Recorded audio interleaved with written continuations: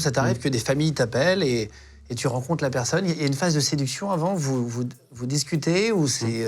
Tout à fait. Alors, comment... dans mon expérience vis-à-vis des femmes, effectivement, la séduction est assez importante. Pas toujours.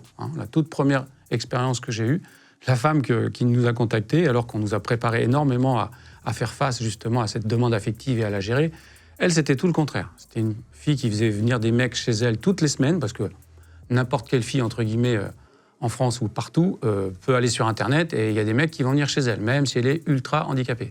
Seulement, sa demande était vraiment d'un acte de pénétration. Et c'est une fille avec un spina bifida, c'est une maladie où les jambes sont un peu abîmées, le bas du corps est abîmé, il y avait une poche, tout ça. Et aucun homme ne voulait la pénétrer. Les mecs, ils venaient, ils se masturbaient sur elle, éventuellement, ils lui demandaient de se faire sucer, et puis une fois qu'il avait joué, le mec, il se barrait en courant. Donc c'est ultra frustrant et ultra glauque, il faut quand même le dire. Et elle en avait marre d'être confrontée à ça toutes les semaines. Donc elle voulait quelqu'un qui allait vraiment prendre son temps, qui allait vraiment essayer au moins d'avoir un vrai acte de pénétration. Parce que ce n'était pas toujours possible, même quand on en a envie, suivant la position du corps, le handicap du corps. Sa demande à elle était vraiment, vraiment génitale aussi, et pas du tout dans l'affect. D'ailleurs, elle ne voulait même pas que je l'embrasse. C'est la seule qui m'a dit ça depuis que je pratique. Elle voulait vraiment une pénétration dans tous les sens. Elle a mis 15 jours à s'en remettre, la pauvre, parce que forcément, elle n'était pas habituée. Mais c'était drôle, quoi. C'était assez rigolo d'arriver chez une fille qui était face à son écran d'ordinateur avec YouPorn. Elle me dit « Ouais, je veux faire ci, je veux faire ça. » Bon, on va se calmer. Et puis, c'est elle qui te disait... Ah, mais complètement. Elle était devant, il y avait son écran d'ordinateur avec YouPorn et elle voulait faire ce qu'elle voyait sur YouPorn, quoi. C'était drôle. Bon, je l'ai un peu raisonné parce que c'était pas vraiment possible. Et toi, tu disais, t'es marié, t'es père de famille. Alors, je suis plus marié, je suis plus avec la compagne avec qui j'étais au départ, mais ça ne change rien parce que quand j'ai fait ce premier accompagnement, j'étais encore avec la compagne, la mère de ma fille.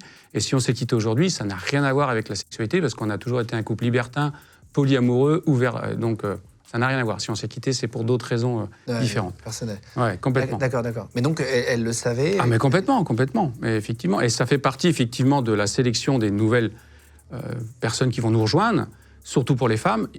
On est beaucoup plus intransigeant à ce niveau-là. Sur une femme qui veut faire la formation de la place en disant « moi je veux faire ça, mais sans en parler à mon mari parce que je veux pas qu'il le sache », on va pas la prendre. C'est hors de question. Il faut que le conjoint, si elle est en couple, soit 100% derrière elle et accepte tout à fait la démarche. Parce qu'on n'a pas envie d'avoir des soucis comme on a eu dans le passé avec des hommes qui nous appellent « qu'est-ce que c'est ? Ma femme c'est une pute ». Enfin vraiment des trucs de ouf quand même, on a entendu. Donc on fait vraiment très attention à la sélection maintenant des accompagnants. Il faut que, là tu disais, chez cette fille qui te montrait YouPorn, il faut qu'elle te dise bien exactement ce qu'elle veut faire, et toi tu suis, tu essayes de lui... Oui, plus ou moins. Dans ce cas-là, c'est la seule fois que ça m'est arrivé.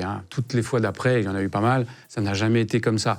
Mais le but, il n'est pas ça, il n'est pas là. C'est pas de faire des performances sexuelles, c'est avant tout leur donner du plaisir, leur redonner confiance. Bon, je le dis entre parenthèses, mais il y a eu une fois une accompagnante qui est tombée amoureuse de son accompagné et ils sont en couple aujourd'hui. Donc comme quoi, oui, c'est arrivé une fois, donc c'est génial. Mais bon, je dis ça, mais il ne faut pas prendre ça comme... ça ne va pas arriver souvent, donc, parce qu'il y a cette attente-là.